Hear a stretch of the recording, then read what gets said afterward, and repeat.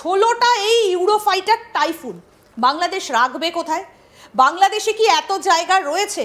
আসুন আমরা এবার বাংলাদেশের ম্যাপটা আপনাদেরকে একটু দেখাই। এই যে বাংলাদেশের কোন এয়ারবেসে 16টা ইউরোফাইটার জেট বাংলাদেশ রাখতে পারবে। আমি যদি একটু দেখাই যে এখানে রংপুর ডিভিশন রয়েছে এবং এখানেই কিন্তু রয়েছে লালমনিরহাট।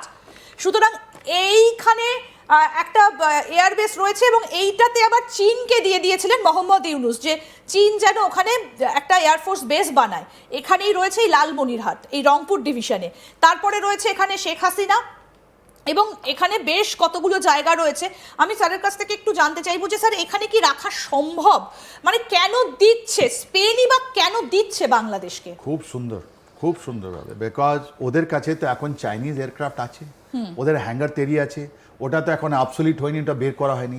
তার মানে যেরকম লালমনিরহাটের আপনি মেনশন করলেন যেখানে ওরা ওদের ড্রোন রাখার জন্য এখন নতুন একটা স্ট্রাকচার আসছে, ওরকম এটা রাখার জন্য ওদের কাছে কি যেরকম পিএনএস শেখ হাসিনা বানিয়েছিল আপনার চট্টগ্রামে, যেটা আপনার সাবমারিন রাখার জন্য, এদেরকে রাখার জন্যও তো আপনাকে একটা দরকার আছে, আর ওর জন্য আপনার কোটি টাকা দরকার, বিকজ এদের রাখার জন্য অনেকগুলো জিনিস দরকার আছে। Maintenance is very very air কন্ডিশনে এ থেকে এটা কমার্শিয়াল ফ্লাইট নয়, এটা খুবই সেন্সিটিভ জিনিস, এটা সেন্সিটিভ জিনিস। ওখানে মিসাইল থাকবে, অনেকগুলো জিনিস থাকবে, ইলেকট্রনিক ওয়ারফেয়ার জিনিস থাকবে, সাইবার জিনিস থাকবে, পাইলট ট্রেনিং আছে, অনেকগুলো জিনিস আছে। তা আপনি যে এয়ারবেসগুলো দেখালেন দেখতে তো খুব সুন্দর লাগছে আমাকে, আর ম্যাথমেটিক্যালি আমরা বলবো 3টা এখানে 4টা এখানে, না, এরকম হয় না। বাংলাদেশকে তৈরি করতে হবে, আর ওই ইলেকশনের পর যে গভর্নমেন্ট আসবে ওদেরকে ডিসিশন নিতে হবে কি 2030, মানে আপনি বলছেন সবটাই 12ই ফেব্রুয়ারির পর ন্যাচুরালি এই গভর্নমেন্ট ডিসিশন নিতে পারবে না। 2026 12ই ফেব্রুয়ারি নতুন একটা elected government has to take decision whether এই যে লেটার অফ ইন্টেন্ট দিয়েছে, মানে আমি কিন্তু আগে ওরা জিএসকিউআর বানিয়েছিল, মানে general services qualitative requirement number 1, তারপর ওরা বলছে না এটা, ওরা গিয়ে ওখানে দেখেছে দুবাই এতে, তারপরে বলছে না এটাই আমাদের জন্য সুটেবল। অর্থাৎ আপনি বলছেন এই যে দুবাইতে যে এয়ার শোটা হলো সেটা দেখে মনে হয়েছে যে আমরা এবার এই টাইফুন কিনবো। আমি একটা ছবি একটু দেখাতে বলবো, এই ম্যাপটা ধরে ধরে তো আমরা আসবই। বাংলাদেশের একটা এক্সারসাইজ হয়েছিল বাংলাদেশ নেভির বঙ্গোপসাগরের ওপরে, আমি সেই ছবিটা একটু দেখাতে বলবো। মানে বাংলাদেশ ভাবছেটা কি, আসুন দেখাই। এই হচ্ছে সেই ভিডিও, এই যে দেখুন বাংলাদেশের এই যে বঙ্গোপসাগরের ওপর এই এক্সারসাইজটা জাস্ট কয়েকদিন আগে হয়েছে স্যার। এই যে এই এক্সারসাইজটা হয়েছে, মানে এইটার উদ্দেশ্যটা কি? মানে এটা করে কি বোঝাতে চাইছে যে আমরা এত কিছু কেনার জন্য সক্ষম এবং চালাতেও পারি? না দেখুন, এটা আপনাকে একটা কথা বলি, যেহেতু আমাদের ইন্ডিয়ান আর্মি মুক্তিযোদ্ধাদের সঙ্গে কাজ করলো, আমি এটা তো আমি উইথ কনফিডেন্স আমি বলতে পারি আমাদের যা বাংলাদেশ এয়ারফোর্সে যারা পাইলটগুলো আছে বা লোক আছেন বিশ্বে ওয়ান অফ দ্য বেস্ট। ওদের কাছে দুটো হাওয়াই জাহাজ ছিল 1971-এ, একটা ফিক্সড উইং, একটা রোটো উইং। দ্য ওয়ে যেরকম ওরা ওটা ইস্তেমাল করেছে, আই স্যালুট মাই মুক্তিযোদ্ধা। বাংলাদেশের পাইলট, এটা আমাদের রক্তে আছে, বাঙালির রক্তে আছে, কাঁটাতারে এপারে ওপারে, one of the best pilot আজ পর্যন্ত 2025 পর্যন্ত বেস্ট পাইলট আপনার এই রিজন থেকে আসছে, বাঙালিরা হচ্ছেন, বেঙ্গল থেকে আসছে, এই আমাদের ডিএনএতে আছে। আপনি হয়তো ওদেরকে একটা কাটাতার দিয়ে ওদিকে বাংলাদেশি বলছেন, এইদিকে আমরা পশ্চিমবঙ্গ বলছি, কিন্তু আমাদের বাংলার মাটিতে এরকম আছে, বেস্ট পাইলট ওখানকার লোক আছে, এর মধ্যে কোনো সন্দেহ নেই। আর এই যে নেভির জিনিসটা আপনি দেখাচ্ছেন, খুব সুন্দরভাবে ওরা চালাচ্ছে, খুব সুন্দরভাবে ওরা one of the first class ওরা যারা দেখার চেষ্টা করছে, খুব সুন্দরভাবে এটা দেখুন, এর মধ্যে কোনো প্রবলেম নেই।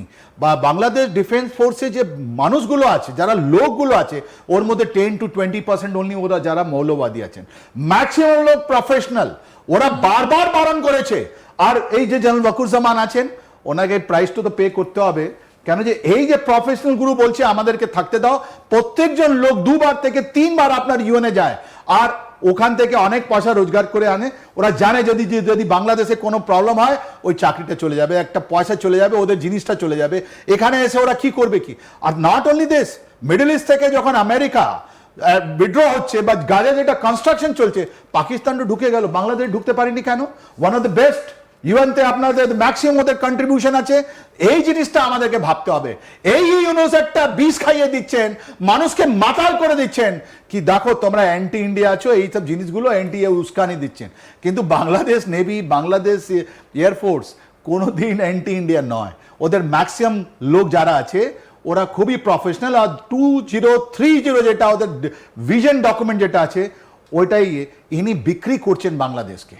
আর নাটো ক্যান্টি যেটা ঢোকার চেষ্টা করছে ঢুকে পড়েছে, আপনি দেখুন কত সুন্দরভাবে এটা আমরা স্লিদারিং বলি, মিড সি দেখুন আপনি কত সুন্দর, মিড সিতে সমুদ্রের মাঝখানে কি করে ওরা ড্রপ করছে, অপারেশন করছে, অনেকগুলো ওদের সিল আছে, অনেকগুলো জিনিস। বাংলাদেশের লোক যে প্রফেশনাল আর্মি, এটা কিছুদিন আগে এটা ডিসেম্বর মাসের, দেখালাম, এটা প্রফেশনাল আর্মি। আমরা গর্বিত আমাদের বাংলাদেশ ডিফেন্স ফোর্সের লোকের উপরে প্রফেশনালিজম নিয়ে। ওরা আমাদের সঙ্গে অনেকগুলো কাজ করতে থাকবে, এরকম আর্মি আমরা পাবো না। They are not Pakistan army who are fully politicise, এরা পলিটিসাইজ নয়। কিন্তু এই মুহূর্তে তারা তো অনেকটা প্রভাবিত পাকিস্তান আর্মির দ্বারাই। সুতরাং কোথায় রাখবে এই যে এয়ারফোর্স বেসগুলো বাংলাদেশে কোথায় কোথায় রয়েছে, এগুলো মিলিটারি এয়ার বেস, আপনাদেরকে একবার দেখালাম যে এখানে সিলেট রয়েছে, এখানে রংপুর ডিভিশন রয়েছে, এবং এই পুরো বিষয়টাই যে শেখ হাসিনা এখানে এয়ার বেস রয়েছে, এই জায়গাগুলো একটু দেখালাম। এবারে আপনাদেরকে যেটা বলবো যে সেটা হচ্ছে যে ভারত তো আর চুপ করে বসে থাকবে না, যে টাইফুন নেবার চেষ্টা করছে বাংলাদেশ, টাইফুন কিনছে, ড্রোন নিচ্ছে টার্কির থেকে, এবং একত্রিত হচ্ছে নেটো কান্ট্রিগুলোর সঙ্গে কোথাও গিয়ে একটা ভালো সখ্যতা জমাচ্ছে। সুতরাং ভারত এবার কি করবে, ভারত কোন কোন জায়গা থেকে একেবারে মিসাইল তাক করে রেখেছে, আমি এইটা একটুখানি স্যারের কাছ থেকে জানতে চাইবো। এই হচ্ছে, আমি ম্যাপটা দেখাতে বলবো যে ভারতের একেবারে পেটের মধ্যে ঢুকে রয়েছে, এই হচ্ছে বাংলাদেশ।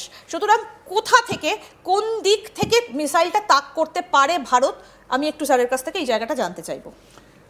অপারেশন সিন্ধু 7 তারিখ বা 10 তারিখ, আপনি আজকে পর্যন্ত বুঝতে পারলেন কোত্থেকে আমাদের মিসাইলগুলো ফায়ার হলো? কমন মানুষ জানতে পারলো, এটা সিক্রেট, টপ সিক্রেট। কিন্তু পুরো পাকিস্তানে 300 কিলোমিটার ভিতরে ঢুকে ওখানে ইন্ডিয়ান আর্মি মিসাইল মারলো ভাওয়ালপুর, রাইট? 300 কিলোমিটার ভিতরে ঢুকে এই জায়গাটা দেখাতে বলবো, রাইট, এই যে পাকিস্তান, কারেক্ট, পাকিস্তান ওকে মারলো, তারপর ওদেরকে মারলো আপনার কি, ওদের এয়ারক্রাফট মারলো, রাইট? কিন্তু এখানে যেটা আছে আপনার, এখানে কোথায় থেকে আসবে, ওদের পুরো এরিয়া যেটা আছে বাংলাদেশ আছে, ইট ইজ আন্ডার কভার। কোন জিনিস যেটা স্যাটেলাইট থেকে ধরা পড়বে, ইলেকট্রনিক ওয়ারফেয়ারে ধরা পড়বে, বা গ্রাউন্ড ফোর্স থেকে ধরা পড়বে, ওরা বাদ যাবে না। তার মানে যেরকম নূর খান আছে, যেরকম আপনার সরগোডা হয়েছে, যেরকম ওটা 10টা এয়ারক্রাফটে যেটা ছিল, ওরকম কন্ডিশন হবে যদি ওরা ওরাও জানে ওরা মিস অ্যাডভেঞ্চার আমাদের এগেনস্টে করতে পারবে না।